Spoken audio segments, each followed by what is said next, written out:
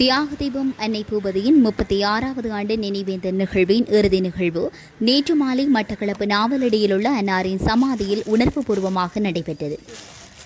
நேற்று மாலை கல்லடி திருச்செந்தூர் முருகன் ஆலயத்திலிருந்து நினைவு பேரணியானது ஆரம்பமாகி நாவலடியில் உள்ள அன்னையின் சமாதி வரையில் சென்றது. பேரணியானது நாவலடியில் உள்ள அன்னை பூபதியின் சமாதியை அடைந்தது. அங்கு நிகழ்வுகள் நடைபெற்றன. சிவில் சமூக அமைப்புகள் இணைந்து நடாத்திய இந்த நிகழ்வில் பாராளுமன்ற உறுப்பினர் சாணக்கியன், முன்னாள் பாராளுமன்ற உறுப்பினர்களான சி யோகேஸ்வரன், அரியநேந்திரன், ஸ்ரீநேசன், தமிழ் தேசிய மக்கள் முன்னணியின் தேசிய அமைப்பாளர் தர்மலிங்கம் சுரேஷ், பொத்துவில் தொடக்கம் பொலிகண்டி வரையான மக்கள் எழுச்சி இயக்க இணைப்பாளர் வேலன் சுவாமிகள், அருட்தந்தை ஜோசப் மேரி, முன்னாள் மாநகர முதல்வர் டி சரவணபவன், முன்னாள் பிரதி முதல்வர் கானா சத்தியசீலன், முன்னாள் மாநகர சபை உறுப்பினர்கள் உட்பட பலர் கலந்து கொண்டனர். இதன்போது அன்னை பூபதியின் மகள்மாரினால் பொதுச்சுடர் ஏற்றப்பட்டு அகவணக்கம் செலுத்தப்பட்டதை தொடர்ந்து சமாதியில் மாலை அணிவிக்கப்பட்டு மலரஞ்சலி செலுத்தப்பட்டதுடன் நினைவு பேருரைகள் நடைபெற்றன. இந்த நிகழ்வில் தியாகத்தாய் அன்னை பூபதியின் நினைவு பிரகடனம் வெளியிடப்பட்டது. இதனை தமிழ் தேசிய மக்கள் முன்னணியின் தேசிய அமைப்பாளர் தானா சுரேஷ் வெளியிட்டு வைத்தார்.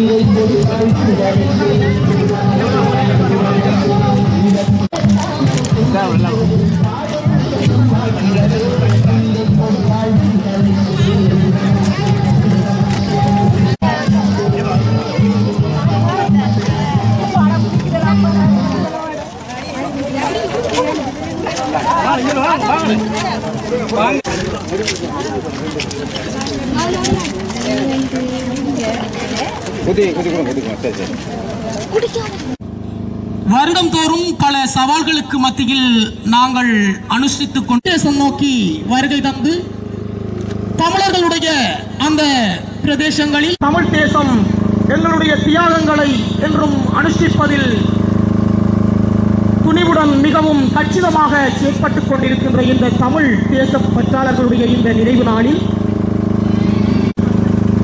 நாம் தன் வரலாற்றை சேர்ந்த இனமே வரலாறு படைக்கின்றது என்பதற்கு இணங்க தமிழ் எங்களுடைய நினைவு வணக்கத்தை செலுத்துவதற்காக தமிழ் தேசத்தில் இருந்து வாகன ஊர்தியினை வடமுனை நோக்கி எங்கள் கிழக்கு பிரதேசத்தினுடைய தென் தமிழகத்திற்கு கொண்டு சேர்த்திருக்கின்றது. அந்த அடிப்படையில் எங்களை எங்களுடைய அடுத்த சந்ததியினருக்கு கடத்தி சென்று கொண்டிருக்கின்ற இந்த நிகழ்வில் அனுஷ்டிப்பு. அந்த அடிப்படையில் நாங்கள் எங்களுடைய இந்த அனுஷ்டிப்பு நிகழ்வினை தொடர்ச்சியாக கொண்டு செல்ல இருப்பதனால் எங்களுடைய தமிழ் மக்கள் தமது பாடல்களை கலட்டிவிட்டு அன்னையினுடைய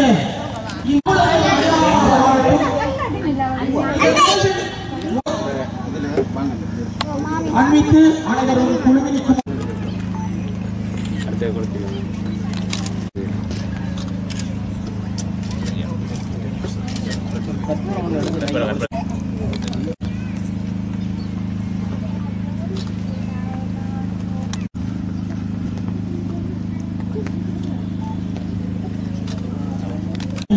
செலுத்துவதாக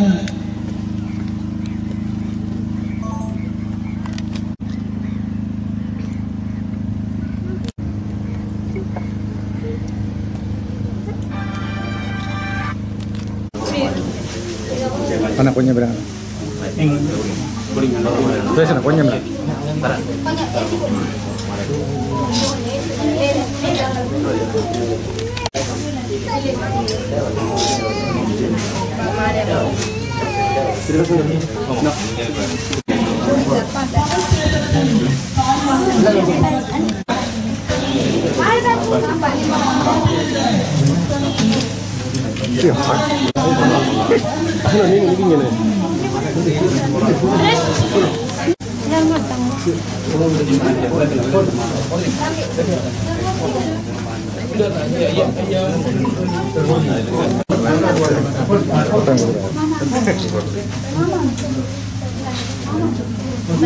enggak, ano, bagitu.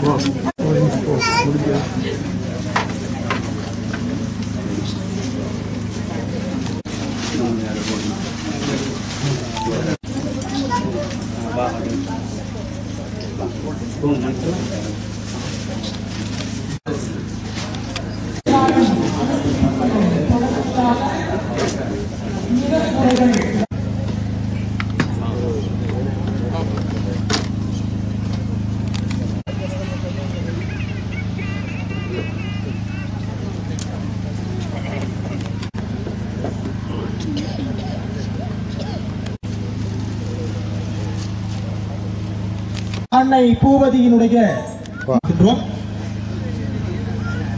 புரட்சி பூ அன்னை பூமதி தாயோ அயல் தேசமே, உன் நிலத்தில் அகிம்சை வென்றதில்லையோ?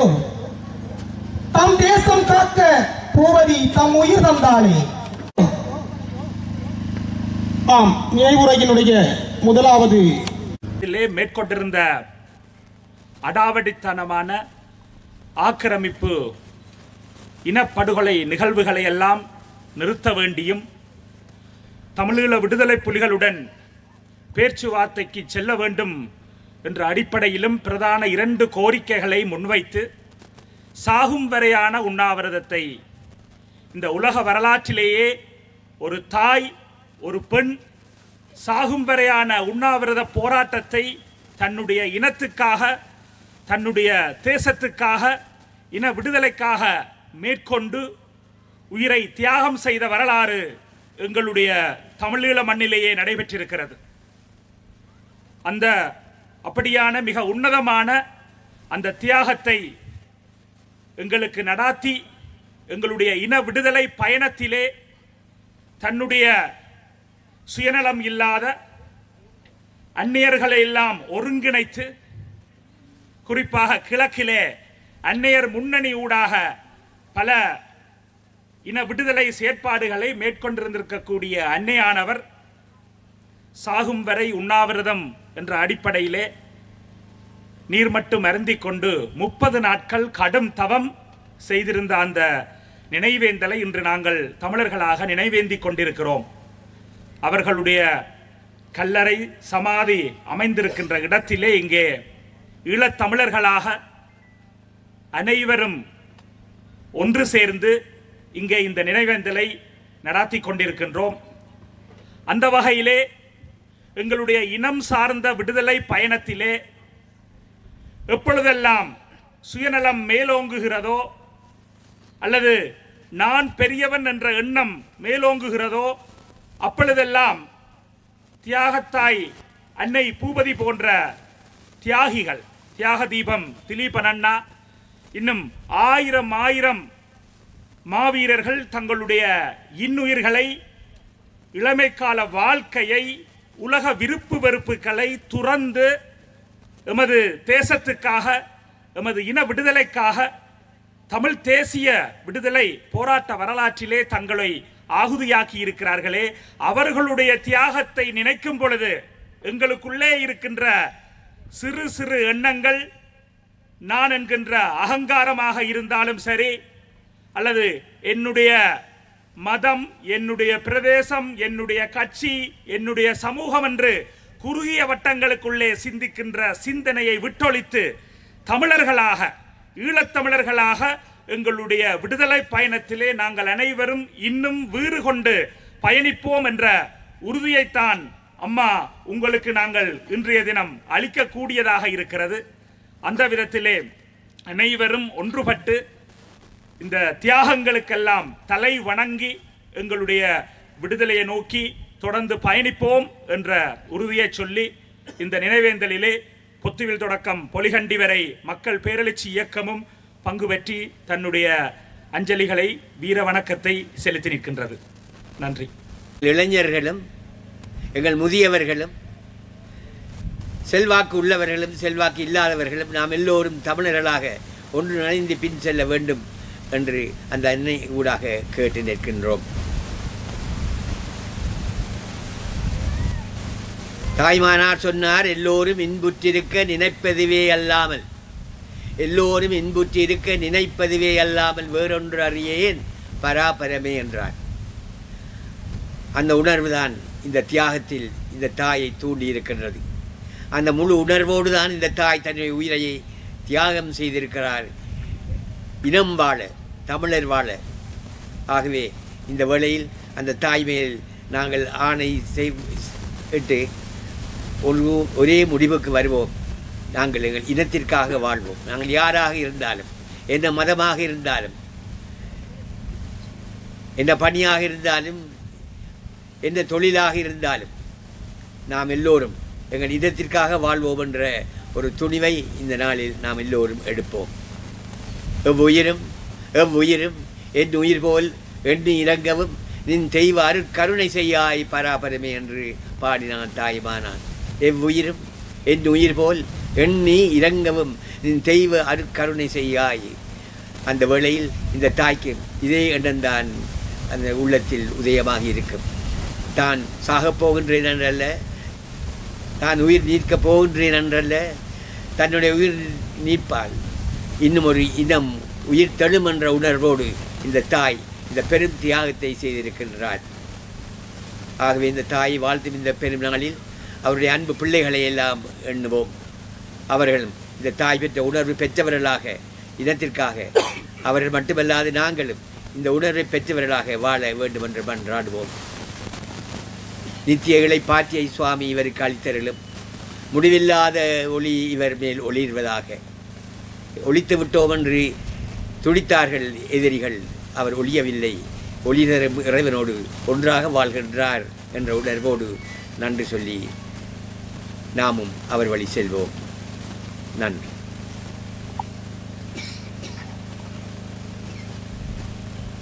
இந்த நிகழ்விலையும் கூட இன்று 36 வருடங்களை கடந்து நான் பிறக்கிறதுக்கு 3 வருடங்களுக்கு முன்பாக தாய் தன்னுடைய உயிரை தியாகம் செய்திருக்கிறார்.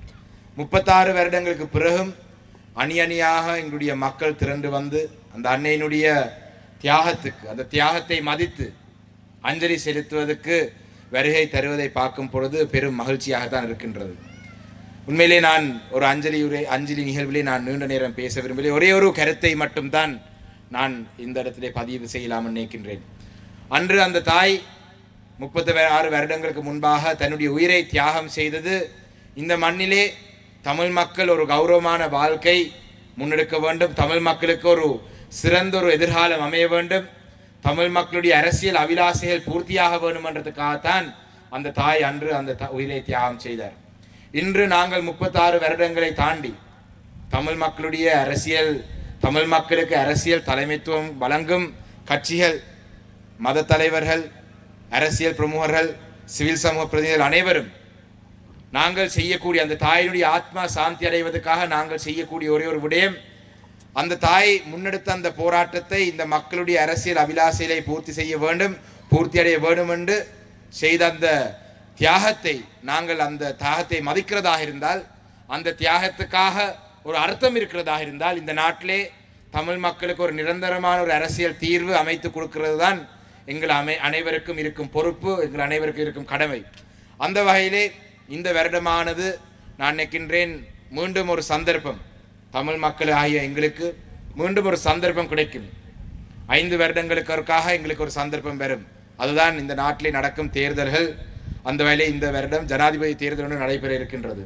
இந்த ஜனாதிபதி தேர்தல் ஒன்று நடைபெறும் காலப்பகுதிகளிலே தமிழ் மக்களுக்கு ஒரு சந்தர்ப்பம், தமிழ் மக்களுடைய தேவை, தமிழ் மக்களுடைய வாக்குகள், தமிழ் மக்களுடைய அரசியல் அபிலாசைகளை பேசுவது, தமிழ் மக்களை பற்றி ஒரு சிந்திக்கிறது, இல்லாட்டி தமிழ் மக்கள் ஒரு பேசும் பொருளாக மாறுவது, அரசியல் வட்டங்களிலே, அரசியல் கட்சிகளிலே, தென்னிலங்கையில் இருக்கும் அரசியல்வாதிகள், தென்னிலங்கையில் இருக்கும் கட்சிகள் தமிழ் மக்களுடைய பிரச்சனையை பற்றி பேசுவது இந்த தேர்தல், ஜனாதிபதி தேர்தல் வரும் காலப்பகுதியிலே தான். அந்த வகையிலே இந்த ஆண்டு அது எந்த முடிவு என்று நான் சொல்ல வரவில்லை. இந்த ஆண்டு ஒரு ஜனாதிபதி தேர்தல் நடக்க இருக்கும் ஒரு ஆண்டு. ஜனாதிபதி தேர்தல் ஜனாதிபதி நடத்துவாரா இல்லையான்றது இன்னொரு விடயம்.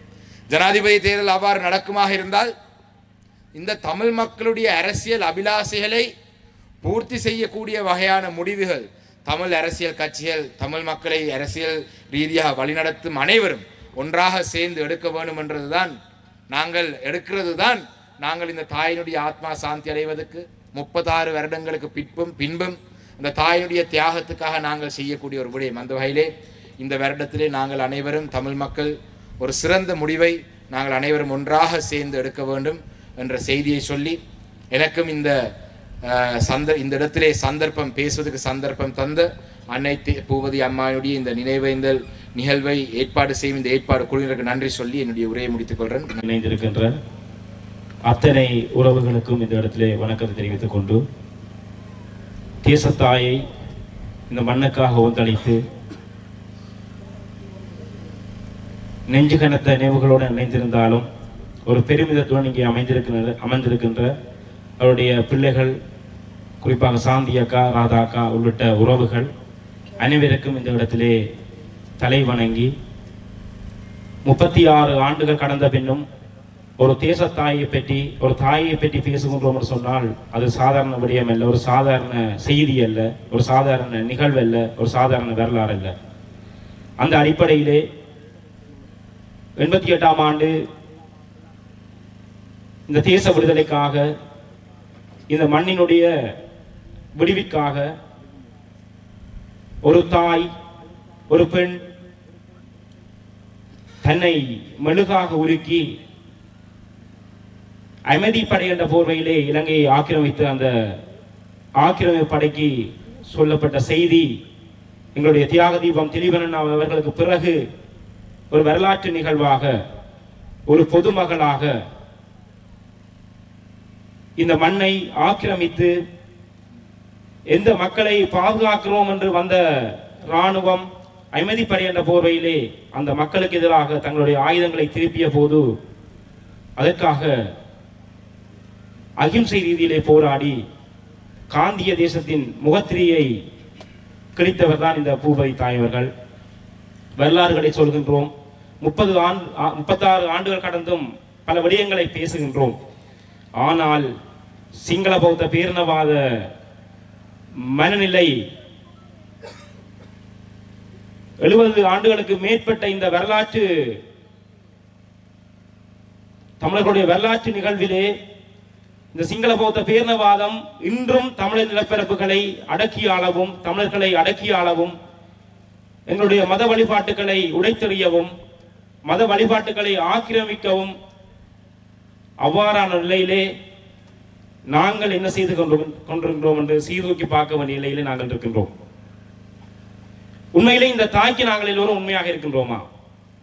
வரலாற்றிலே நாங்கள் வந்து பேசுகின்றோம், நிறைய விடயங்களை சொல்லுகின்றோம். ஆனால் ஆத்மார்த்த ரீதியாக இந்த தாய் அவர் 31 நாட்கள் கடந்து தன்னை மெழுகாக உருக்கிய ஒரு அன்னை, அந்த செய்தியை காலம் காலமாக சொல்லிவிட்டு நாங்கள் கடந்து போகிறோமா?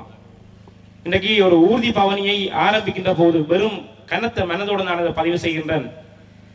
இந்த ஊர்தி பவனி வருகின்ற போது அதனுடைய நோக்கம் இந்த வரலாற்றை இளைய தலைமுறையினருக்கு கொண்டு செல்ல வேண்டும். ஏனென்றால் இளைய தலைமுறை என்பது மிகப்பெரிய ஒரு பலம். ஆனால் இன்னைக்கு வெளியில மிகப்பெரிய ஒரு கவன கலைப்பான்கள் இருக்கின்றது. கிழக்கு மாகாணத்தை பார்க்கின்ற போது உண்மையில் வயிறு பற்றி எரிகின்றது. திருமலையில இந்த கனஇடங்கள் காணாமல் போயிட்டு பல இடங்களுடைய பெயர்கள் கூட உச்சரிக்க முடியாமல் இருக்கின்றது. இன்றைக்கு அப்படி ஒரு வரலாற்று துயர் தோய்ந்த நிலையில நாங்கள் பூபதி தாய் அவர்களுடைய நினைவுகளை பேசிக் கொண்டிருக்கின்றோம். ஆனால் நாங்கள் என்ன செய்ய போறோம்? தொடர்ந்தும் இந்த சிங்கள பௌத்த பேரினவாதத்தினுடைய அடாவடிகளுக்கும் அடக்குமுறைகளுக்கும் ஆக்கிரமிப்புகளுக்கும் தலை சாய்த்தவர்களாக, அடங்கி போவர்களாக, காலந்தோறும் வருகின்ற தேர்தல்களிலே ஒவ்வொரு பூச்சாண்டிகளை காட்டி அந்த தேர்தல்களிலே மக்களை திசை திருப்பி மக்களை ஏமாளிகள் ஆக்கி மக்களுடைய வாக்குகளை வீணாக சிதறடித்து கதிரைக்கு வருகின்ற போது சொல்லுகின்ற பொய் வார்த்தைகளை காலம் காலமாக நம்புகின்றவர்களாக நாங்கள் இருக்க போகின்றோமா? அல்லாவிட்டால் நாங்கள் ஒரு விழிப்படைந்த இனமாக இன்னைக்கு என்ன நடந்து கொண்டிருக்கிற இந்த மண்ணில் என்னத்துக்காக நாங்கள் இவ்வளவு உயிர்களை இந்த மண்ணில் கொடுத்திருக்கிறோம், ஏன் இவ்வாறு அநியாயங்கள் நடக்குது என்ற விடயங்களை சொல்லி ஒரு சரியான தலைமுறையை வழிப்படுத்தி ஒரு சரியான நோக்கத்திலே ஒரு சரியான விடுதலை நோக்கிய அரசியல்ல இந்த மக்களை தயார்படுத்த போறோமா? இதுதான் இங்க இருக்கின்ற கேள்வி. நான் ஆரம்பத்தில் சொன்னேன், இன்னைக்கு வெளியில கவன கலைப்பான்கள் பல இருக்குது. இன்னைக்கு களியாட்டம் என்று சொன்னால் எண்ணுக்கணக்கில்லாத மக்கள் ஒன்று திரள்கின்ற சந்தர்ப்பங்கள் இருக்கின்றது. நாங்கள் அதை பற்றி கட்டாயம் வெளிப்படையாக பேச வேண்டும். இன்னைக்கு ஒரு தேசத்தாயினுடைய நினைவில பேச வேண்டும். நாங்கள் எப்படி இந்த மக்களை தயார்படுத்த போறோம்? மதகுரு அவர்கள், வேலன் சுவாமி அவர்கள் சொன்னார், நாங்கள் ஒன்றித்து பயணிக்க வேண்டும் தேசத்துக்காக. அவ்வாறு எப்படி பயணிக்க போறோம்? அதைத்தான் நாங்கள் நோக்கி இந்த மக்களை வழிநடத்த வேண்டும். ஆத்மார்த்தமாக ஒரு உயிரை தியாகம் செய்த 36 ஆண்டுகள் கடந்தும் பேசுகின்றோமா என்று சொன்னால் அதற்காக நாங்கள் என்ன செய்ய போறோம்?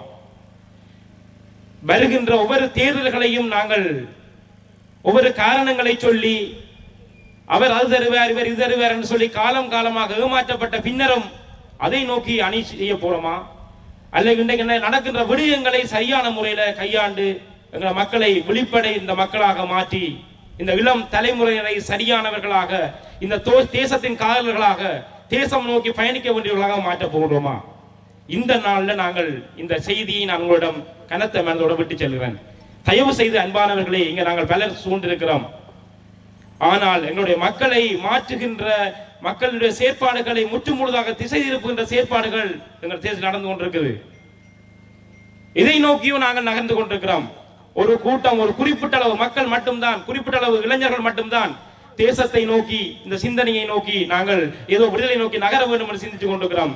ஆனால் மிகப்பெரிய அளவில் மிகப்பெரிய மாற்றங்களோட இந்த தேசத்தை அழிப்பதற்கான பல்வேறு சக்திகள் இந்த மண்ணில் நகர்ந்து கொண்டிருக்கின்றார்கள். ஆகவே நாங்கள் சிந்திக்க வேணும். இந்த பூபதி அம்மா அவர்களுடைய நினைவு தினத்தில் நான் ஆத்மார்த்தமாக இந்த நெஞ்சுகன நினைவோடு சொல்றேன். நாங்கள் ஆத்மார்த்தமாக சிந்திப்பது என்பது வெறுமென வார்த்தை ஜாலங்கள்ல மட்டுமல்ல, எண்ணுக்கணக்கான உயிர்களை இந்த மண்ணுக்குள்ள கொடுத்து விட்டு நாங்கள் என்று பேசுகின்றோம் என்று சொன்னால் நிச்சயமாக நாங்கள் உண்மையாக இருக்க வேண்டும். மக்களுக்கு நாங்கள் நேர்மையாக இருக்க வேண்டும். நாங்கள் சரியாக அரசியல் தலைமைகள் என்போர் சரியாக மக்களை வழிநடத்துவர்களாக இருக்க வேண்டும். வெறுமனை பேச்சுக்காக மட்டும் செயற்பொருளாக இருக்கக்கூடாது.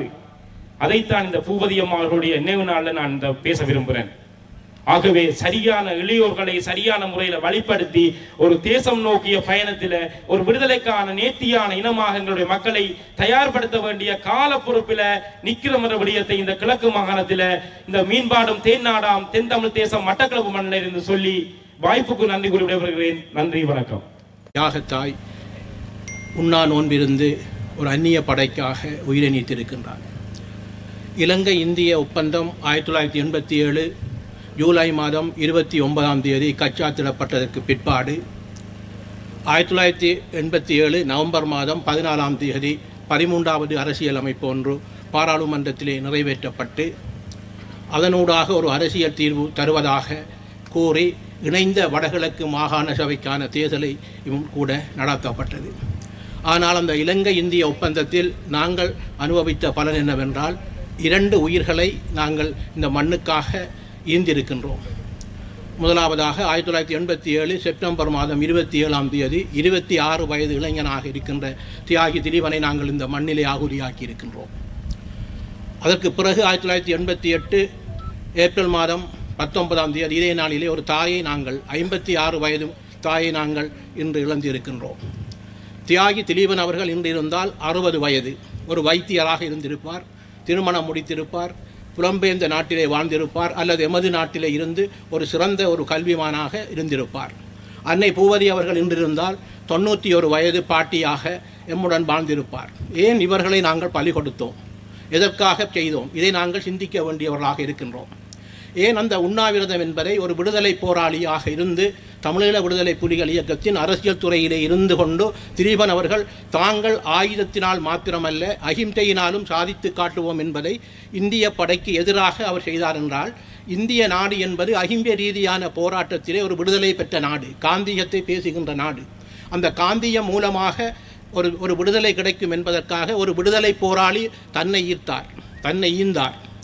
அதுபோன்று ஒரு சாதாரண பெண்மணியாக எமது மட்டக்களப்பு மண்ணிலே இருந்து ஒரு தாயாக 56 வயதிலே அந்த காந்திய தேசத்துக்காக அந்த உயிர் நீத்தார். உண்மையிலே அவர்கள் ஸ்ரீலங்கா நாட்டுக்காக அல்லது ஸ்ரீலங்கா நாடு இந்த உயிர் தியாகத்தை மதிக்கும் அல்லது அகிம்சை போராட்டத்தை மதிக்கும் என்று அவர்கள் அந்த தியாகம் செய்யவில்லை.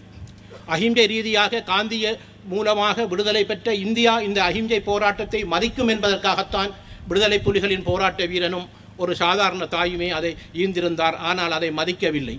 இந்த ஈழ மண்ணிலே நடந்த பல அட்டூழியங்களிலே இந்திய அமைதி காக்கும் படை என்று கூறிவிட்டு, உங்களுக்கு தெரியும், யாழ்ப்பாணத்திலே இருக்கக்கூடிய வைத்தியசாலையாக இருக்கலாம், மட்டக்களப்பு களுவாஞ்சூடியிலே இருக்கக்கூடிய பல இடங்களாக இருக்கலாம், பல்வேறுபட்ட இனப்படுகொலை செய்த நாடாக இந்திய அமைதி காக்கும் படை இங்கே வந்து இறங்கியதை எதிர்த்துத்தான் அவர்கள் செய்தார்கள். இன்று நாங்கள் 36 வருடங்களில் அவரின் தியாகத்தை பேசிக் கொண்டிருக்கின்றோம். ஆனால் விடுதலை எங்களுக்கு கிடைக்கவில்லை. அவரின் தியாகத்துக்காக அந்தந்த தியாகங்களிலே செய்து கொண்டிருக்கின்றோம். நான் நினைக்கின்றேன், நாங்கள் இந்த பல வருடங்களாக இந்த தொடர்ச்சியாக நாங்கள் இதிலே நாங்கள் செய்திருக்கின்றோம். 2010ஆம் ஆண்டிலிருந்து செய்திருக்கின்றோம். ஒவ்வொரு வருடமும் ஒவ்வொரு ஆக்கிரமிப்பு இதை செய்யக்கூட விடாமல் தடுத்த பல வரலாறுகளை நாங்கள் பார்த்திருக்கின்றோம்.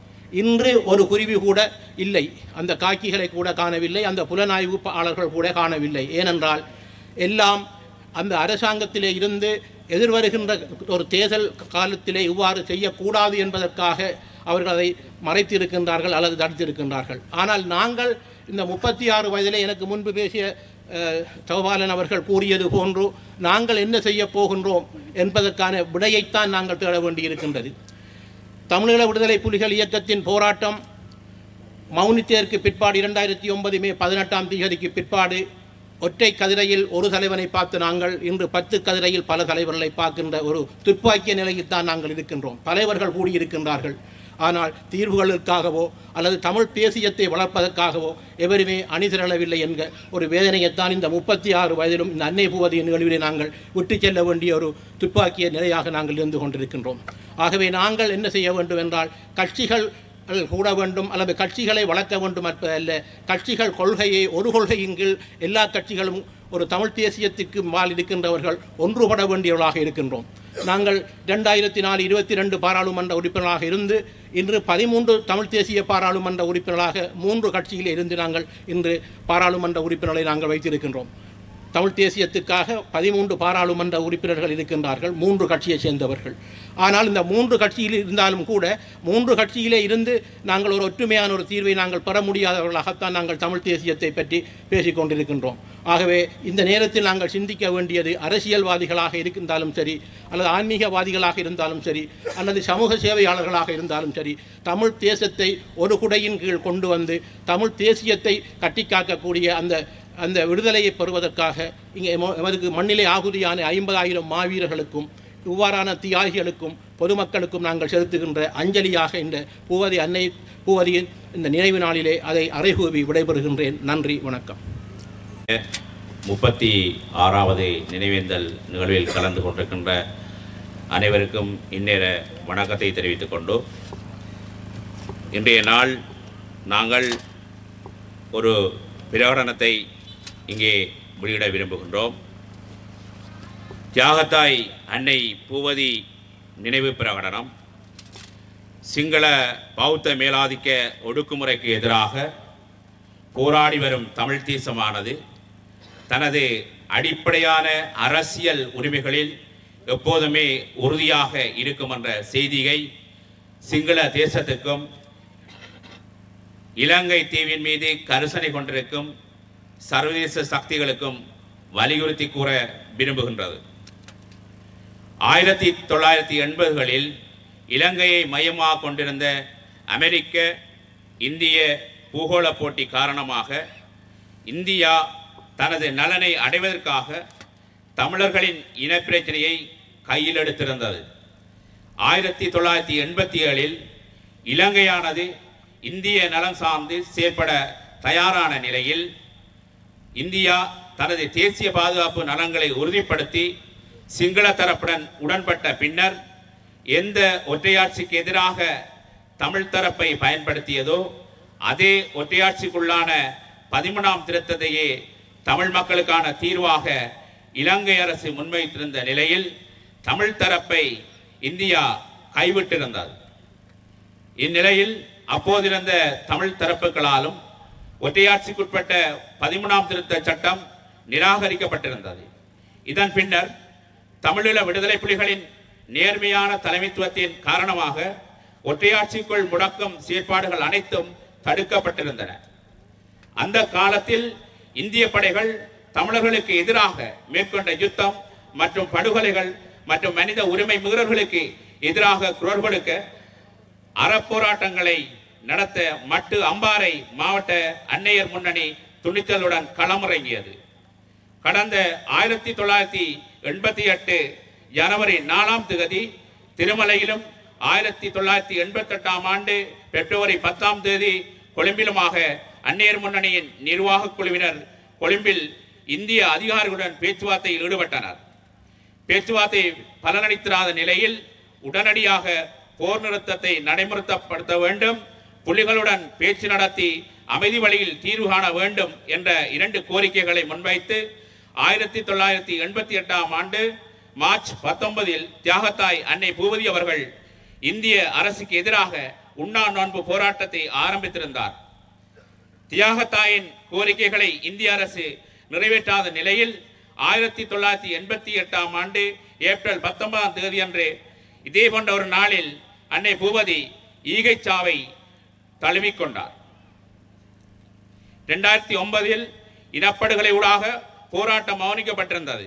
இதன் பின்னர் பிராந்திய மற்றும் சர்வதேச வல்லரசுகள் தமிழ் அரசியலை ஒரு திருப்புச்சீட்டாக கையாண்டு இலங்கை அரசோடு பேரம் பேசி சர்வதேச வல்லரசுகள் தமிழ் அரசியலை ஒரு துருப்புச்சீட்டாக கையாண்டு இலங்கை அரசோடு பேரம் பேசி தமது பிராந்திய மற்றும் பூகோள நலங்களுடன் ஒத்துழைக்கும் நிலையை ஏற்படுத்தவும் அதற்கு பிரதி உபகாரமாக தமிழரின் அரசியலை ஒற்றையாட்சிக்குள்ளான 13ஆம் திருத்தத்துக்குள் முடக்குவதற்கும் இணங்கி செயலாற்றி வருகின்றது.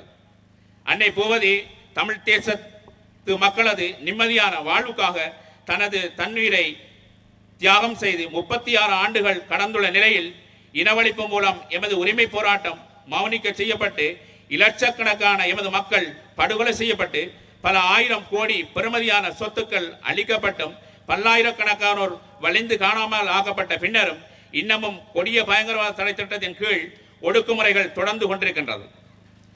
ஸ்ரீலங்கா அரசு தனது அரச இயந்திரங்களை அனைத்தையும் ஒருங்கிணைத்து தமிழ் தேசத்தின் இருப்பை இல்லாதொழிக்கும் கட்டமைப்புசார் இனஅழிப்பு செயற்பாடுகளை மேற்கொண்டு வருகின்றது. எமது மக்கள் துவண்டு போகாது அத்தகைய கட்டமைப்புசார் இனஅழிப்பு செயற்பாடுகளுக்கு எதிராக தொடர்ந்தும் போராடி வருகின்றார்கள்.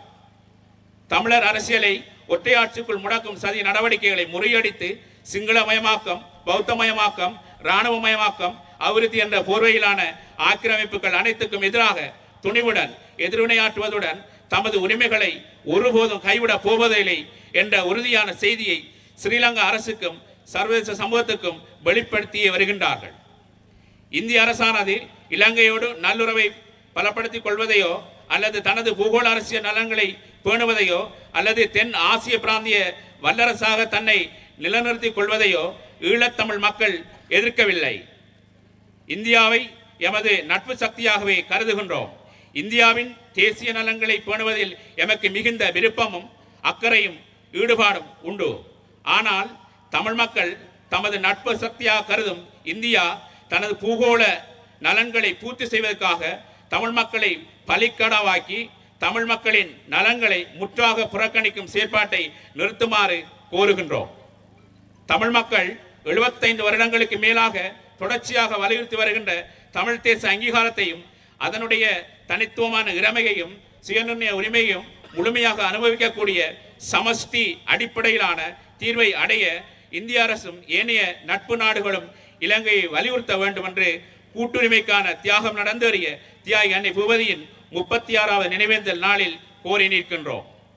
தியாகத்தாயின் இலட்சியம் ஈடற தமிழ் தேச அங்கீகாரத்திற்காக நாம் தொடர்ந்தும் அர்ப்பணிப்புடன் உழைப்பதே அன்னை பூவதிக்கு செய்யும் உண்மையான அஞ்சலியாகும். நன்றி. அன்னை பூபதி அம்மையார் ஒரு குடும்பத்தின் தாயாக இருந்தவர். சாதாரணமாக அவர் வாழ்ந்திருந்தால் அவருடைய பிள்ளைகளுக்கு மாத்திரம்தான் தாயாக இருந்திருப்பார். ஆனால் அந்த நிலைமையை மாற்றி அவர் தன்னுடைய இனத்திற்காக வாழ நினைத்திருந்தார், இனத்திற்காக தனது உயிரை விட நினைத்திருந்தார். அந்த வகையில் ஒரு குடும்பத்தின் தாயாக இருக்க வேண்டிய அன்னை பூபதியார் இன்று தமிழ் இனத்தின் தாயாக மாறியிருக்கின்றார். அதனால்தான் இன்று பலரும் இந்த இடத்தில் வந்து கூடியிருக்கின்றார்கள். ஆகவே தியாகம் என்பது சுயநலமற்றது. தன்னுடைய பிள்ளைகளுக்காக மாத்திரம் அவர் வாழ்ந்திருந்தால் இன்றும் அவர் வாழ்ந்திருக்கக்கூடும். ஆனால் தனது பிள்ளைகளை மாத்திரம் கருத்தில் கொள்ளாமல் எமது இனம் மிகவும் சோதனைக்குள்ளாகி இருக்கின்றது, வேதனைக்கு உள்ளாகி இருக்கின்றது என்பதை கருத்தில் கொண்டு அந்த இனத்திற்காக வாழ நினைத்தார், இனத்திற்காக தனது உயிரை துறந்திருக்கின்றார். இதனால் அன்னை பூபதி என்று சொல்லுகின்ற அந்த வீட்டுக்குள் அடங்க வேண்டிய பெயர் இன்று உலகமெல்லாம் ஒலித்து கொண்டிருக்கின்றது. எனவே இந்த அன்னையார் செய்த தியாகம் என்பது சாதாரண வார்த்தைகளால் பேசிவிட்டு செல்லக்கூடிய ஒரு விடயமல்ல. அவருடைய பெருமை இன்று கடல் கடந்தும் பல நாடுகளில் அவருடைய பெயர் உச்சரிக்கப்படக்கூடிய அளவுக்கு இருந்து வருகின்றது. எனவே இந்த அன்னையார் எதற்காக தன்னுடைய உயிரை தியாகம் செய்தார் என்பதை இங்கு பலர் கூறியிருக்கின்றார்கள். அதாவது அமைதி காக்கும் படை, அந்த இதில் சொல்வார்கள் இந்தியன் பீஸ் கீப்பிங் ஃபோர்ஸஸ் என்று சொல்வார், IPKF என்று சொல்வார்கள். அமைதி காக்கும் படை, இந்திய அமைதி காக்கும் படை என்பது குறிப்பிட்ட காலத்தின் பின்னர் அது மக்களுக்கு எதிரான ஒரு படையாக மாறியது. அந்த நேரத்தில் தமிழர்கள் மத்தியில் கூறுவார்கள் இன்னசென்ட் பீப்புள் கில்லிங் ஃபோர்ஸஸ் என்று. IPK அமைதி காக்கும் படை என்பது அப்பாவி மக்களை கொல்லுகின்ற ஒரு படையாக மாறியிருந்தது. ஆகவே இந்த நிலைமையில் அதனை நிறுத்த வேண்டும். விடுதலைக்காக போராடியவர்களோடு அவர்களை எதிரிகளாக கருதி போராடக்கூடாது. அவர்களோடு யுத்த நிறுத்தத்தை செய்து கொண்டு பேச்சுவார்த்தை நடாத்தி உண்மையான ஒரு சமாதானத்தை, நிலையான ஒரு தீர்வை பெற வேண்டும் என்கின்ற உயர்ந்த லட்சியத்தோடு தனது உயிரை கொடை செய்தார் தமிழினத்திற்காக. அந்த வகையில் அந்த தாயாரை நாங்கள் 36 ஆண்டுகள் மட்டுமல்ல, எமது இனம் இருக்கும் வரைக்கும் அவரது பெயர் உயிர்த்து கொண்டுதான் இருக்கும். அவருடைய உயிர் அணைந்து விட்டாலும் கூட அவருடைய அந்த தியாகத்தின் காரணமாக தமிழினம் உள்ளவரை அவருடைய பெயர் வாழ்ந்து கொண்டுதான் இருக்கும். ஆகவே அந்த தாயார் இன விடுதலைக்காகவும் தமிழர்களின் ஐக்கியத்திற்காகவும் ஒரு நிரந்தரமான நியாயமான தீர்வுக்காகவும் தன்னுடைய உயிரை தியாகம் செய்திருக்கின்றார் என்றால் அந்த எண்ணத்தை, அந்த வலுவான சிந்தனையை நாங்கள் இந்த வேளைகளில் மாத்திரமல்ல ஏனைய காலங்களிலும் மனதில் ஏந்தி செயல்பட வேண்டும். இன்று சிலர் சலுகைக்காக நியாயமா சலுகையா என்று கேட்கின்ற போது நியாயத்தின் பக்கம் நிற்கின்றவர்கள் தான் உண்மையான தமிழ் தேசியவாதிகளாக இருக்க முடியும். சலுகையின் பக்கமாக செல்லுகின்றவர்கள் தங்களது பைகளை நிரப்பிக்கொண்டு ஆடம்பர வாழ்க்கைக்கு உரியவர்களாக மாறிவிடுகின்றார்கள். இன்னும் ஒன்றும் இருக்கின்றது, நியாயமா லாபம் உரிமையா சலுகையா என்று கேட்கின்ற போது உரிமையின் பக்கமாக இருக்கின்றவர்கள் தமிழ் தேசியம் சார்ந்தவர்களாக இருப்பார்கள். சலுகையின் பக்கமாக இருக்கின்றவர்கள் தங்களுடைய பைகளை நிரப்பிக் கொள்ளுகின்றவர்களாக இருப்பார்கள், ஆடம்பர பிரியர்களாக இருப்பார்கள். இன்று இந்த சிங்கள பேரினவாதம் என்பது தமிழர்களை எவ்வாறாவது அடக்கி ஒடுக்கி இரண்டாந்தர பிரஜைகளாக இந்த நாட்டில் வைத்துக் கொள்ள வேண்டும் என்று நினைக்கின்றார்கள். அவர்கள் அவ்வாறு செய்கின்ற போதும் கூட எங்களுடைய அடிவரடிகளாக இருக்கின்றவர்கள் அவர்களுடைய கருத்துக்களை கேட்டுக்கொண்டு அற்ப சொற்பமான சலுகைகளுக்காக மக்களை காட்டிக் கொடுத்து கொண்டு இருக்கின்றார்கள். ஆகவே அன்னை செய்த தியாகத்தை நாங்கள் மனதில் ஏந்தி அவருடைய புனிதமான அந்த பயணத்தை, புனிதமான சிந்தனையை எமது நெஞ்சில் நிறுத்தி அவருடைய ஆத்மா உண்மையில் சாந்தி பெற நாங்கள் அனைவரும் ஒன்றாக கூட்டாக பிரார்த்திப்போம். அவருடைய எண்ணம் தமிழரின் நியாயமான தீர்வு, நியாயமான விடுதலை, அவர்கள் இந்த நாட்டில் கௌரவமாக வாழ வேண்டும் என்பது, அந்த எண்ணத்திற்காக நாங்கள் அனைவரும் கைகோர்த்து செயற்பட வேண்டும் என்று கூறி இந்த நினைவேந்தல் உரை. நாட்டிலிருந்து எங்கள் நாட்டுக்கு வந்த காடையர்களினால் கன்னியர்களின் கற்புகள் சூறையாடப்பட்ட போது அதிலே கவலையுற்று அந்நேயர்களாக ஒன்றிணைந்து அன்னையர் முன்னணியாகி அதன் மூலம் எமது மக்களின் உரிமைக்காக குரல் கொடுத்து தன்னுயிரை தியாகம் செய்த அன்னை பூபதியின் 36வது ஆண்டு நிகழ்விலே நாங்கள் கலந்து கொண்டிருக்கின்றோம். உண்மையிலே இந்திய நாடு இங்கு பலரும் கூறியது போன்று அகிம்சையை முன்னிறுத்திய நாடு, அகிம்சையின் மூலம் சுதந்திரம் பெற்ற நாடு. ஆனால் அந்த நாடே ஈழ நாட்டில் ஒரு அன்னை இந்திய நாட்டுக்கு எதிராக, அதாவது இந்திய நாட்டிடம் ஈழ மக்களின் உரிமையை பாதுகாக்க வேண்டி வேண்டுதல் செய்து உண்ணாவிரதம் இருந்தபோது இந்திய நாடு அதை திரும்பி பார்க்காமல் இருந்தது மிகவும் கவலைக்குரிய விடயமாகும். ஆனால் இன்று அன்னை தனது தியாகத்தின் மூலம் 36 ஆண்டுகளை நிறைவு செய்திருந்த காலமாக இருந்தாலும் இந்திய நாடு எங்களுக்கு அருகில் இருக்கின்ற நாடு என்ற வகையில் தன் கடமையிலிருந்து மாற முடியாத நிலையில் இருந்து கொண்டிருப்பதை நாங்கள் இந்த நிலையிலே நினைவுபடுத்த வேண்டியவர்களாக இருக்கின்றோம். ஆகவே இந்திய நாட்டிற்கு பெரும் பங்கு இருக்கின்றது. உங்கள் நாட்டிலிருந்து வந்த அமைதி காக்கும் படை எங்கள் நாட்டில் இனப்படுகொலையை மேற்கொண்டது என்பதற்கு ஒரு பெரும் ஆதாரமாக அன்னை பூபதியின் தியாகம் அமைந்திருக்கின்றது. அதையாவது உணர்ந்து நீங்கள் இந்த நாட்டிலே நீண்ட காலமாக தங்களது உரிமையான அபிலாசைக்காக பல தியாகங்களை அகிம்சை ரீதியாகவும் ஆயுத ரீதியாகவும் மேற்கொண்டு இந்த மண்ணிலே மடிந்திருக்கின்ற எங்கள் உறவுகளுக்கு, அவர்களின் வேண்டுதலுக்கு, அவர்களின் தியாகத்திற்கு மதிப்பளிக்கக்கூடியதாக தமிழ் மக்கள் இந்த மண்ணில் தலைநிமிர்ந்து வாழக்கூடியதான இந்த நாட்டில் நியாயமான சமஷ்டி முறையிலான அரசியல் தீர்வை பெற்றுக் கொடுக்கும் பெரும் கடமை பாங்கு இந்திய நாட்டுக்கு இருக்கின்றது. அதை இந்திய நாடு உணர வேண்டும் என்றும் இலங்கை மண்ணிலே நீங்கள் செய்த அந்த துன்பியல் சம்பவத்தை மக்கள் நினைவு கூறுகின்றார்கள். உங்களது கடமையை மீண்டும் மீண்டும் வலியுறுத்துகின்றார்கள். நீங்கள் அந்த கடமையிலிருந்து தவற முடியாது. ஆகவே இந்திய அரசாங்கம் இலங்கை அரசாங்கத்திற்கு வலியுறுத்தல் செய்து இலங்கை மக்களுக்கான நியாயமான அரசியல் தீர்வை பெற்றுக் கொடுக்க வேண்டும் என்கின்ற செய்தியை இந்த நேரத்திலே அன்னை பூபதியின் 36வது ஆண்டு நிகழ்விலே முன்வைத்து எங்களையும் இந்த நிகழ்வுக்கு அழைத்தமைக்கும் நாங்கள் இங்கு கலந்து கொண்டமைக்கும் மகிழ்ச்சியை தெரிவித்து நிறைவு செய்கின்றேன். ஏற்பாடு செய்து கொண்டிருக்கின்ற இந்த ஏற்பாட்டு குழுவினருக்கும் இந்த நிகழ்வில் கலந்து கொண்டிருக்கின்றவர்களுக்கும் முதலில் எனது வணக்கத்தை தெரிவித்துக் கொள்கின்றேன். அன்னை பூபதி நாங்கள் உயர்தரம் படித்துக் கொண்டிருக்கின்ற காலத்தில் எமது விடுதலைக்காக விடுதலையை அஹிம்சை மூலம் பெற்ற நாட்டுக்கு எதிராக நாட்டிடம் பல கோரிக்கைகளை வைத்து அந்த உண்ணாவிரத்தை இருந்திருந்தால் காந்திய தேசம் அஹிம்சை முறையில் போராடி அந்த போராட்டத்தை பிரித்தானிய அரசு மதித்ததன் காரணமாக சுதந்திரம் பெற்ற நாள். இந்திய அரசுக்கு இந்த அஹிம்சை போராட்டத்தின் வலி தெரிந்திருக்க வேண்டும். அந்த நோக்கத்துக்காகத்தான் இந்திய அரசுக்கு இந்த விடயத்தை உணர்த்துவதற்காக அஹிம்சை முறையில் அன்னை பூபதி உண்ணாத நோம்பிருந்தார்.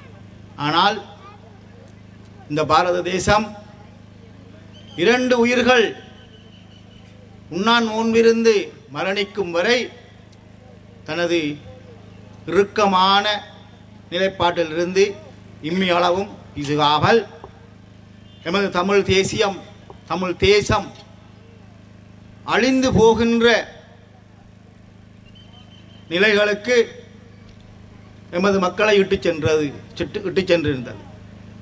அந்த வகையில் இந்த அஹிம்சை போராட்டம் தோல்வியடைந்ததால் தான் மீண்டும் யுத்தம் படிக்க வேண்டிய ஒரு நிர்பந்தம் ஏற்பட்டது. இந்த யுத்தம், இந்த விடுதலை போராட்டம் 2009ஆம் ஆண்டு மௌனித்திருந்தாலும் மௌனிக்கும் வரை மிக கட்டுக்கோப்பாக தமிழ் தேசியத்தின் பயணம் தொடர்ந்தது. தேர்தல் அரசியலை அங்கிருந்து கையாளப்பட்டிருந்தது. ஒழுங்கான ஒரு வேலை திட்டத்தின் கீழே அந்த செயற்பாடுகள் போய்கொண்டிருந்தது. 2009க்கு பின்பு இந்த திசை மாறியது. அரசின் அடிவருடிகளாக சிலர் இணைந்தார்கள். 2009க்கு பின்பு வளர்ந்த சமூகம் இந்த தமிழ் தேசியத்தின் இந்த விடுதலை போராட்டத்தின் வலியை உணராத சமூகமாக மாறி தற்போது இந்த முன்பு கூறியது போல இந்த கவனக்கலப்பான்களை மிக பிரதானமாக எடுத்து இந்த தமிழ் தேசியத்துக்கு எதிரான சிந்தனையாளர்களுடன் இணைகின்ற சந்தர்ப்பங்களை நாங்கள் பார்க்கின்றோம்.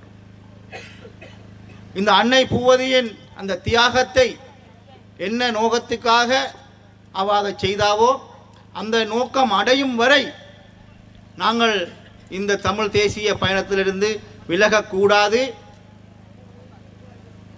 இந்த இளம் சமூகத்தை அவர்களது பெற்றோர்கள் பல விடயங்களை இந்த விடுதலை வரலாற்றை கூறி இவ்வாறான நிகழ்வுகளை மிக பிரம்மாண்டமாக ஏற்பாடு செய்து இந்த தேசியத்தின் பால் அவர்களை ஈர்க்க வேண்டும். அல்லாத விடத்து இந்த தமிழ் தேசிய சிந்தனை, தமிழ் விடுதலை போராட்டம் இவை அனைத்தும் மழுங்கெடுக்கப்பட்டு சிங்களத்தின் அடிவரடிகளாக நாங்கள் அனைவருமே மாறக்கூடிய ஒரு சந்தர்ப்பம் மிக தொலைவில் இல்லை என்பதையும் நாங்கள் அறிய வேண்டும். தமிழ் தேசியத்தின் கட்சிகளில் இங்கே கட்சிகள் எல்லாரும் ஒன்றாவாங்க என்ற ஒரு கோரிக்கை இருக்கின்றது. எனது பார்வையில் அனைத்து தேசிய கட்சிகளுக்கும் சுயாட்சி விடுதலை என்றது ஒரு கோட்டில் தான் இருக்கின்றார்கள். ஆனால் அந்த அணுகுமுறை தான் வித்தியாசமாக இருக்கின்றது. இவர்கள் தமிழ் தேசியத்தில் பயணிக்கின்ற அனைவரும் ஒரு வேலை திட்டத்தின் கீழே தங்களுக்குரிய பங்களிப்பை சரியாக திட்டமிட்டு செய்யாத விடத்து எங்களது இந்த தேர்தல் அரசியல் மட்டும்தான் இந்த தமிழ் தேசியமாக இருக்குமே தவிர காலப்போக்கில் நாங்கள் சிங்களத்துக்கு அடிமையாகினவர்கள் என்ற பலம் அதிகரித்து கடந்த தேர்தலில் அதுக்கு ஒரு பதில் வந்திருந்தது. கடந்த தேர்தலில் வடக்குக்கும் கிழக்குக்கும் தமிழ் தேசியத்துக்கு எதிரான வாக்குகள் அதிகமாக விழுந்திருந்தது. இந்த நிலையை நாங்கள் அனுமதிக்க இயலாது. தமிழ் தேசியத்தின் பால் எங்களை இளஞ்சமூகத்தை நாங்கள் இழுத்தெடுக்க வேண்டும். தமிழ் தேசியம் சார்ந்த கட்சிகள் எங்களது விடுதலை பயணத்துக்கு ஒரு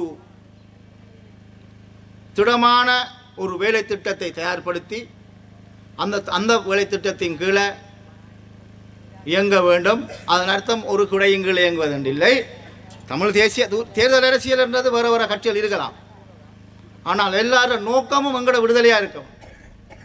அந்த விடுதலையை நோக்கி எங்களோட பயணத்தை உங்களோட அந்தந்த கட்சிகள் தங்களோட செயற்பாடை செய்யவும். தமிழ் தேசியம் என்று போட்டு சிங்களத்துக்கு அடிவரடிகளாக நாங்கள் செயற்படுவது என்பது எங்களோட விடுதலைக்கு அது பங்களிப்பு செய்யும் என்றது சந்தேகம். எனவே நாங்கள் எதிர்காலத்தில் இந்த எமது விடுதலைக்கான ஒரு ஒழுங்கான வேலை திட்டத்தை இந்த தமிழ் தேசியம் சார்ந்த கட்சிகள் ஒன்றாக இருந்து கூடி திட்டமிட்டு தங்களது பங்களிப்புகளை வழங்குவதன் மூலமாகத்தான் எமது விடுதலை நாங்கள் பெறலாம் என்று கூறி இந்த சந்தர்ப்பத்துக்கு நன்றியை தெரிவிக்கிறேன்.